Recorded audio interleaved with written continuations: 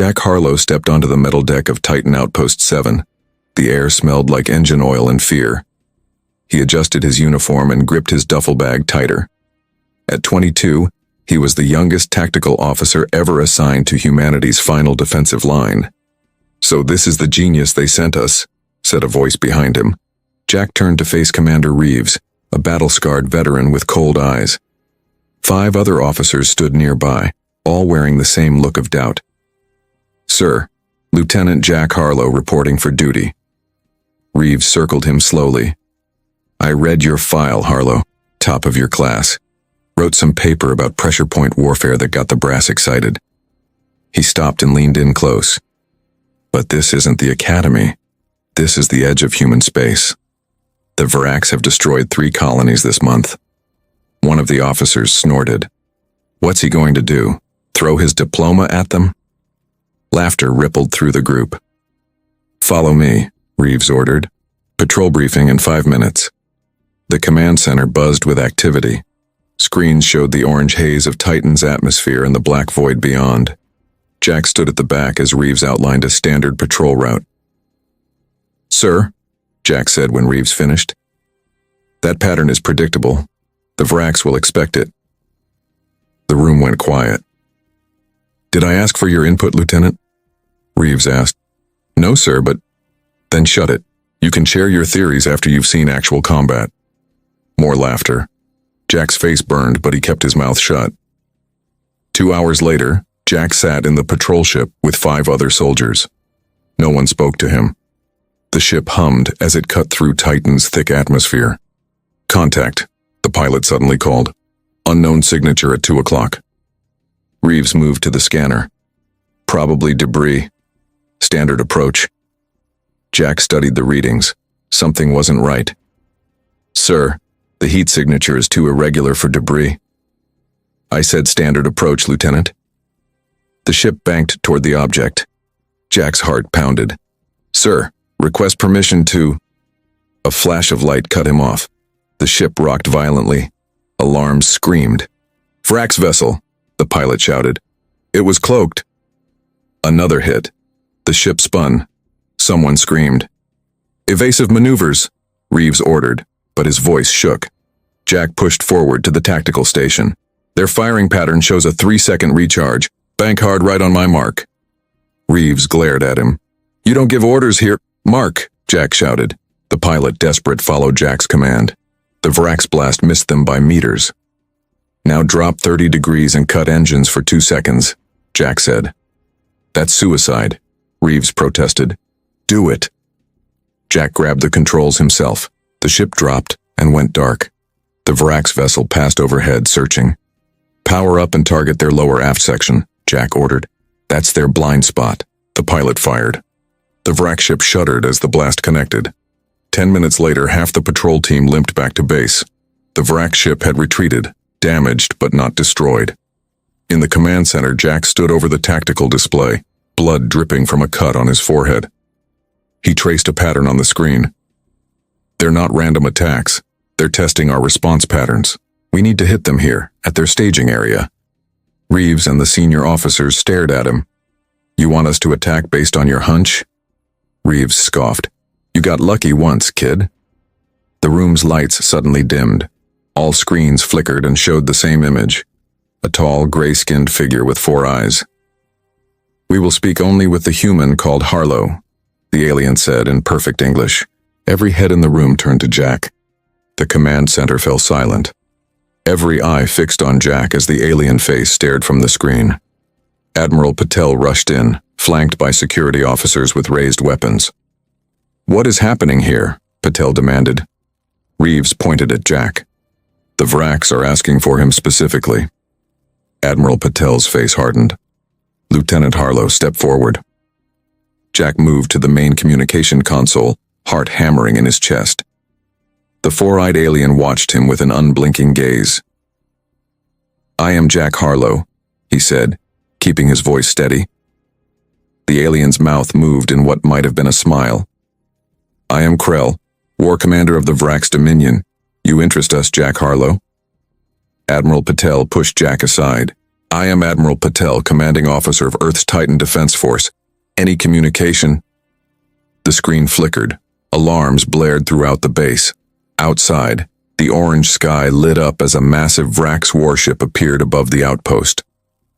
We recognize only Harlow, Krell said. Others who speak risk immediate attack. Patel's face went pale. He stepped back and nodded at Jack. What do you want? Jack asked. To meet. 1 ship, 2 guards. You will come to neutral space. The screen went black. The room erupted in shouting. Absolutely not, Patel said. This is clearly a trap. Jack turned to face him. With respect, sir, they could have destroyed this base already. They want something. And you think you know what that is, Lieutenant? Patel's voice dripped with doubt. I think I need to find out. An hour later, Jack sat in a small meeting room with Admiral Patel and 5 senior officers. A tactical display showed the Vrax warship holding position just beyond Titan's orbit. We'll send Lieutenant Harlow with a hidden communication device, Patel said. I'll monitor and direct the negotiation from here. Jack shook his head. They'll scan for devices. If they find one, they'll attack. You don't make these decisions, Lieutenant, Patel snapped. Sir, Jack said, I think I know why they asked for me. He pulled up a file on his tablet and passed it to Patel. My thesis from the Academy. Pressure point warfare targeting systemic vulnerabilities in superior forces. Patel scanned the document. This was rejected by your professors. Yes, sir. They called it too aggressive, too unconventional. Jack pointed to the screen showing the Vrax ship. But somehow the Vrax got hold of it. The room went quiet. They're afraid of you? Reeves asked, disbelief in his voice. They're afraid of what I might figure out, Jack replied. 2 hours later, Jack boarded a small transport ship with 2 armed guards. The ship rose through Titan's thick atmosphere toward the waiting Vrax vessel. Stay sharp, Jack told the guards, but no aggressive moves. The Vrax ship grew larger in the view screen. It was massive, covered in strange angles and pulsing with blue energy. A voice crackled over the comm. Approach docking bay 3. Their ship was pulled into a massive hangar. Jack stepped out, flanked by his guards. 20 Vrax soldiers waited, weapons ready. Krell stood at their center. Jack Harlow, Krell said. Your reputation precedes you. I wasn't aware I had a reputation, Jack replied. Krell made that strange smile again. We have studied humans for decades. Your military archives, your tactical theories. Yours interested us most. Admiral Patel's voice suddenly came through Jack's earpiece. I'm taking over. Tell them to surrender immediately or face destruction. Jack hesitated. Krell tilted his head, sensing something. Admiral Cole has arrived with the fleet, Patel continued. We have them outgunned. Demand their surrender now. Cole stepped forward, his voice booming through Jack's comm unit for all to hear. This is Admiral Cole of Earth Fleet Command. I am assuming control of these negotiations. The Vrax soldiers raised their weapons. Krell's 4 eyes narrowed. We recognize only Harlow as commander of Earth forces, Krell stated, rising to his full height. Others who speak will be considered declaration of immediate war. Jack ripped out his earpiece and crushed it under his boot. The tension in the hangar thickened as Vrax soldiers aimed their weapons at his head. I speak for Earth now, Jack said firmly. Admiral Cole has no authority here. Krell lowered his hand, and the Vrax weapons dropped slightly. Wise choice, Commander Harlow. 6 hours later, Jack returned to Titan Outpost 7 with a temporary field promotion to commander and a fragile ceasefire agreement. Admiral Cole waited for him in the landing bay, face red with anger. You undermined Earth Command, Cole shouted as Jack stepped off the transport. You should be court-martialed. The Vrax would have opened fire if I hadn't taken command, Jack replied.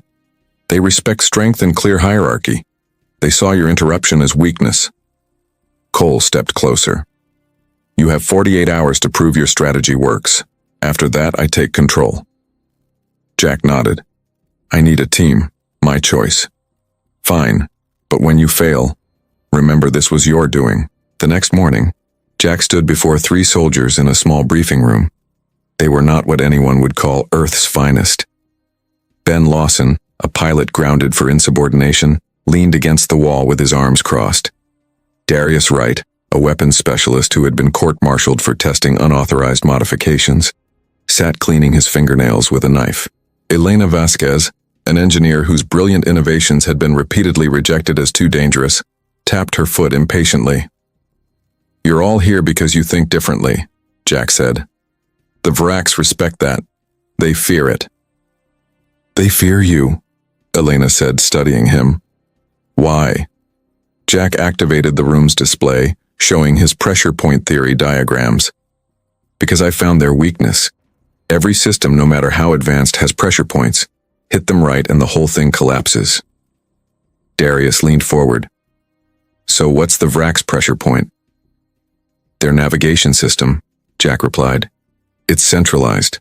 One hub controls their entire fleet. We hit that, we win." Ben laughed. "That's suicide. Their central command ship has more firepower than our entire fleet." "We don't attack head-on," Jack said. "We use their patrol patterns against them." For the next day, they planned.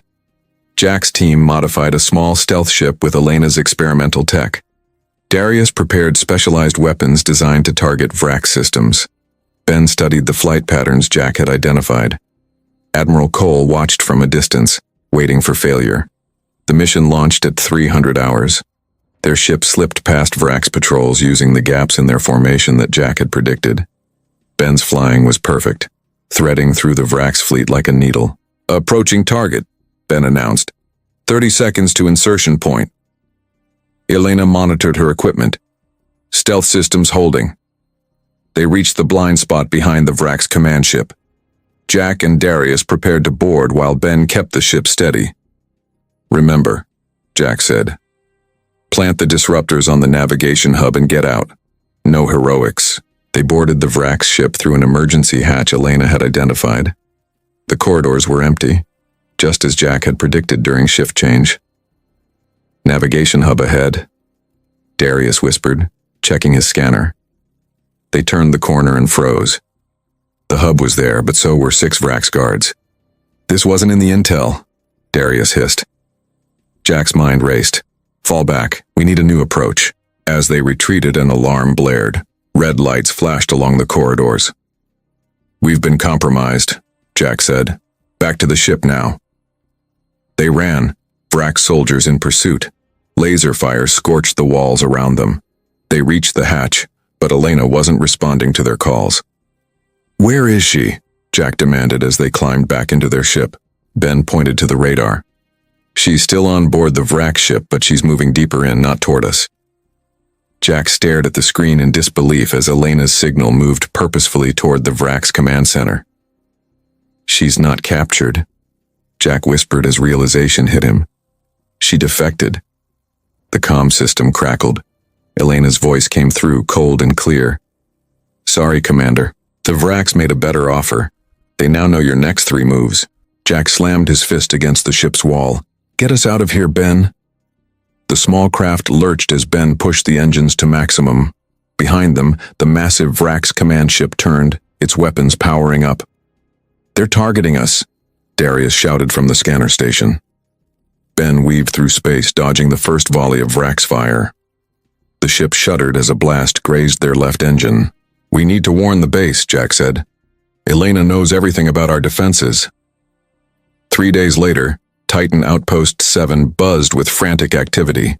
Civilians loaded onto evacuation ships as soldiers prepared defensive positions. Admiral Cole stood in the command center, watching the approaching Vrak's fleet on the main screen. 23 ships, an officer reported. Estimated arrival 6 hours. Cole turned to Jack. "Your plan failed, Commander. Your team member betrayed us. What do you have to say?" Jack studied the tactical display. "Elena's betrayal changes things, but not everything. The navigation hub is still their weakness." "And how do you propose we hit it now?" Cole asked. "They know we're coming. They know you're coming," Jack corrected. "They don't expect me to go alone." The room fell silent. "That's insane," Cole said. "It's our only chance," Jack replied. While you evacuate the base and engage their fleet, I'll infiltrate the command ship. How? Their security will be at maximum. Jack pulled up a schematic. There's a maintenance tunnel near their waste processing system. Elena doesn't know about it. I found it in the data we collected before she betrayed us. Cole stared at him for a long moment. This is a suicide mission. Probably, Jack agreed. But if it works, we save everyone. 5 hours later, Jack piloted a tiny maintenance pod toward the Vrax command ship. The massive space battle had begun, with Earth ships fighting desperately against the superior Vrax fleet. The chaos provided perfect cover. Jack's pod attached to the Vrax ship's hull like a parasite. He cut through with a laser torch and slipped inside. The maintenance tunnel was narrow and dark, filled with pipes carrying waste from the ship's thousands of crew members. He moved silently through the ship, avoiding patrols. His memory of the ship's layout guided him toward the navigation hub. As he rounded a corner, he heard familiar voices. "The human fleet is falling back," a Vrax officer said. "As expected," Elena replied. "Their tactics are predictable without Harlow." Jack pressed against the wall as they passed. Elena looked different already, wearing Vrax-styled clothing, her face harder than he remembered. When they were gone, Jack continued to the navigation hub. The room was massive, with a glowing central column that controlled the entire Vrax fleet. 2 guards stood at the entrance. Jack checked his watch. The diversion should begin any second. A distant explosion rocked the ship. The guards looked at each other in confusion. One ran to investigate while the other stayed at his post. Jack took a deep breath and stepped into view, firing his weapon. The guard fell before he could sound an alarm. Inside the hub, Jack worked quickly, placing explosive charges around the central column. As he set the final charge, the door slid open. Helena stood there, a Vrax weapon in her hand. "I knew you'd come." "You betrayed everything," Jack said. Elena shook her head. "I chose the winning side." "Did you?" Jack asked. "Check my charges. They're set to overload the navigation system. When they blow, the entire Vrax fleet will crash into itself." Elena's eyes widened as she checked the nearest charge. "You'll die too. Small price to save Earth." Footsteps echoed in the corridor. Vrax soldiers were coming. "You need to go," Jack said, surprising himself. "Take the maintenance tunnel. Get to an escape pod." "Why would you help me?" Elena asked. "Because I need someone to deliver my final tactical plans to Earth Command." Jack handed her a small data chip. "This contains everything I know about the Vrax. Their weaknesses, their patrol routes, everything." Elena hesitated, then took the chip. "What about you?" Jack turned to the navigation column. "I need to make sure this blows." The footsteps grew louder.